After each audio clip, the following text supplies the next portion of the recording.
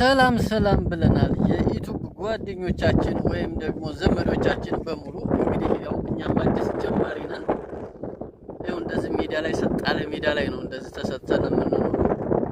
ይኸው እዚህ ጋር አሸዋው ምግብ እንሰራለን ስንል ነፋሱ መከራ ነው እና እስኪ የሚደረገውን ነገር ምናምን ደረግረግረግረግ እያደረጋችሁ ምናምን እኛም ተከፋይ እንድንሆን በአክብሮት እንለምናችኋለን ብለናል።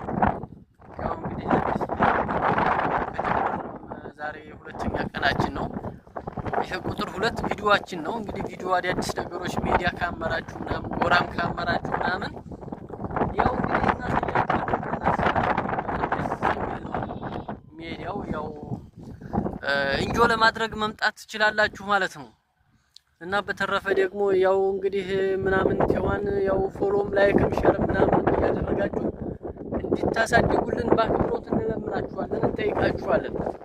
አዲስ ተመዝጋቢ ነን እንግዲህ ያው እንዳትረሱን ስንል እንጠይቃለን።